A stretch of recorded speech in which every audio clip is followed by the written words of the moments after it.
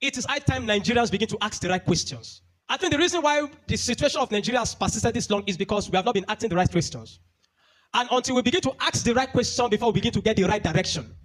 And when we begin to get the right direction, we can get the right result. This is not because I like to talk anyhow, or I just want to talk, but it has become a consistent act in this nation that evil will be prevailing, but righteous men will be quiet. Plateau State has recorded several terror attacks, riots and killings and invasion and all that. But there's no anyone that has been as terrible as that of 2010. The most terrifying and horrific ones is the one for 2010. Between January and March 2010, there was a riot. That was one of the most bloody riots that have happened on Plateau State. The record for that riot says between January and March of that year, that over 1,000 persons were killed. But you know that if the media tell you 1,000, know that it is not 1,000. Because media they don't report the actual number of casualties. They always find a way to reduce this to avoid, causing too much panic. So if the media tell you 1,000, divide that 1,000 by 2 and add that extra 500 on top of it.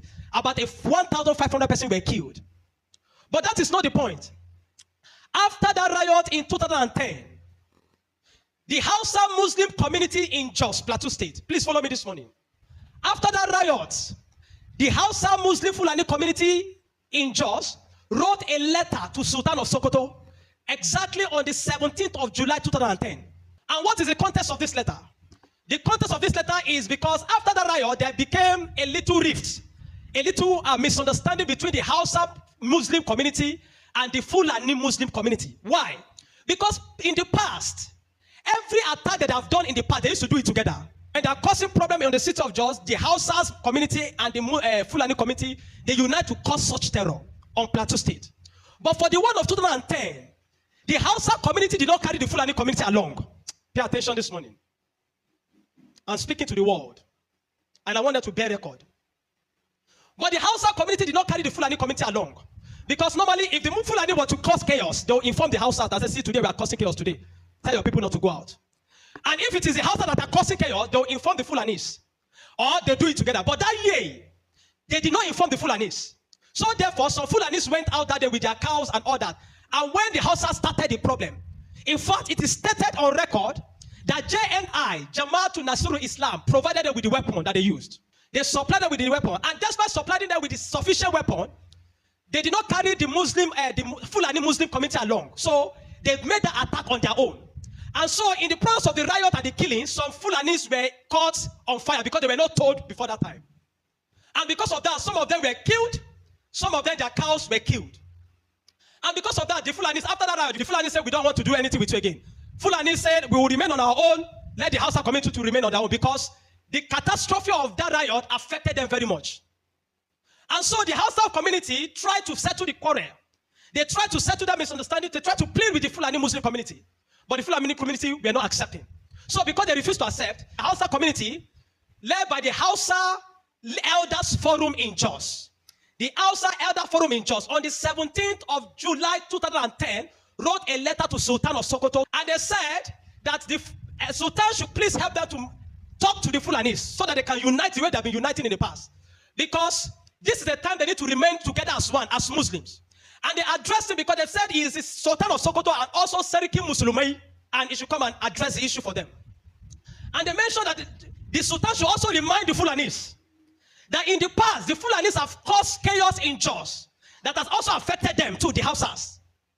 And that the Fulanis are also still planning more chaos in places like Jos North local government, Shao, Bisichi, Indigi, Kasa, Kamang, and all Barki local government, Shen, Dan, Vom in Jos South, Wa, Ring, John in Riyom local government. All these are settlements that the Fulanis were planning to cause. So they were telling the Sultan that this thing that the Fulanis are planning to do, it will affect them too, the Hausa. So therefore, the Sultan should please come and mitigate and talk to them. So that the Fulanis will not go ahead and, cause this chaos that will also affect them. The letter was written by one Nasiru Yahya for the chairman of the Hausa Elders Forum.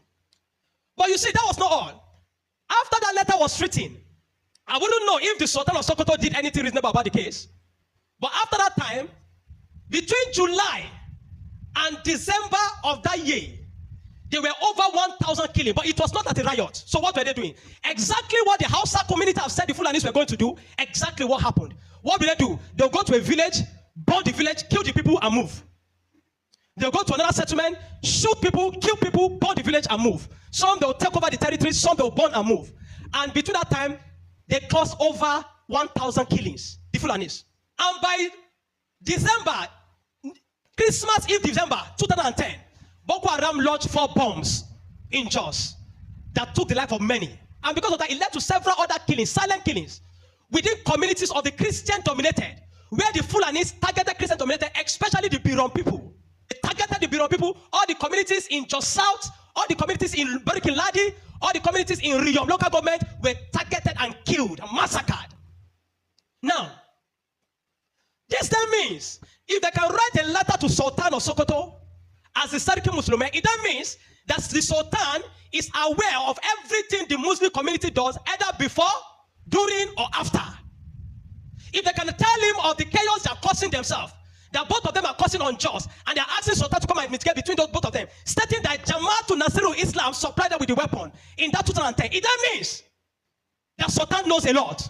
Because if they can tell him of that, it then means that Sultan is aware of most of the chaos, either before, or during, or after. What am I saying this morning? During the week, a church in Kwara State, a CAC church, a Ruku in Kwara State, the people were worshiping on a Tuesday, I believe, and they were attacked. And children were running, people were running, and they were shooting sporadically. The Fulanis, the bandits, they were shooting. But what took my mind most, that I've not been able to come over, is a very, very old woman. I mean, if you saw that video. There was this old woman. Every time I remember that thing has refused to leave my mind. An old woman. Look how she bent. And she was trying to run for safety. What is the offense of that woman? What crime has she committed? She's not asking for government money. She's not asking for your oil. She's not asking for resources. She just wants to live the remainder of her days serving God. And you came and terrorized her inside the church. Every time I remember that, it has caused me so much heartache. I am traumatized on behalf of that mama. Because I begin to wonder, what if it's my mother? Therefore, I'm sending a message to Sultan of Sokoto today. I'm sending a message to him. If they can write this letter to inform me of the atrocity in 2010, it means there is a lot you know about the killing. And let me tell you this morning, that jihadi mandate that was brought in by Usman Danfodio, that you people are trying to Islamize Nigeria, it will never work. Nigeria will never be Islamized. I'm saying it again. Nigeria will never be Islamized. Sultan, warn your boys. Call your foot soldiers. Call them back home. Because you see, the Hausa Fulani communities in Nigeria, they obey the Sultan much more than the president. When the Sultan give order, they yield to the Sultan more than the president. And there's no way the Sultan will not say he doesn't have an understanding or know most of this thing. The people that are perpetrating this evil. I'm not accusing him of anything, but I'm not also saying he's innocent. We cannot continue like this. Every time I remember that thing, even till last night, I remember I watched that thing and I said, oh God, this mama, what is our offense? Children crying here and there. Children being kidnapped from school. Soldiers being killed.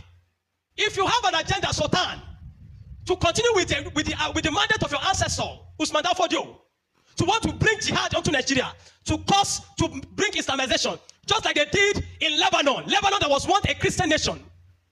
Just like you did in Turkey. Turkey that was once a Christian nation. Now they are all fully Islamic. If that is what you are planning in Nigeria, to overwhelm Nigeria with so much chaos, so that when we are Osame, we can accept Islam, it will never happen. So call your boys. I'm not accusing you of anything yet, but I'm not saying you are innocent of the activities. They are Fulanis. They are your people. They will listen to you. They listen to your orders much than they listen to the president of Nigeria. Call your boys back home.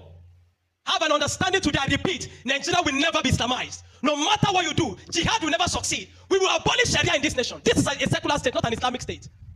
I don't know what the fathers of faith, the Christian leaders in Nigeria did in the early 2000s, that they allowed them to implement Sharia in 12 northern states in Nigeria, and they kept quiet. The days of those silence is over. We will not be silent. Call your boys to order. In the bushes where they are. And that man, Gumi, the spokesman for the terrorists in this nation. The terrorist spokesman, the ISPA spokesman, the bandit spokesman, call him to action too, because he's under you to Sultan. He's the chief imam of Central Bank in Kaduna. Call him to order. You are the Sulu Sariki Musulman. Call Gumi to order. All those nonsensical negotiations with terrorists must be stopped. If you want to have your jihad, Nigeria would rather divide than be Islamized. We would rather break the way than be Islamized. It will never happen. Go and practice your jihad and Sharia. Create another nation for yourself in Arewa.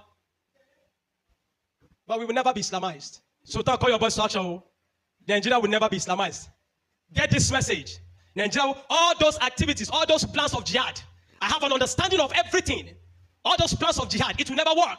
To overwhelm the nation with so much chaos here and there. So while they are thinking of how to settle with this kidnapping case, there's another kidnapping case there. Then there's another killing there. So that to make the country to be chaotic, to make the country to be in disarray, it will never work. If they can write you this letter addressing you and the chaos between the Hausa Fulanis in 2010, then there is a lot to know. I'm not accusing like I said. But you're not innocent either. And just like you said sometimes back, allegedly, that anybody that killed Boko Haram is fighting Allah. Allegedly. All your plans will not work. Nigeria will not be Islamized. Call your boys back home. Talk sense into them. Call them back. I don't know those that are sponsoring you, those that are influencing you with all those things, but have an understanding that will never work here in Nigeria. This is not Lebanon. This is not Turkey. This is Nigeria. And it will not work.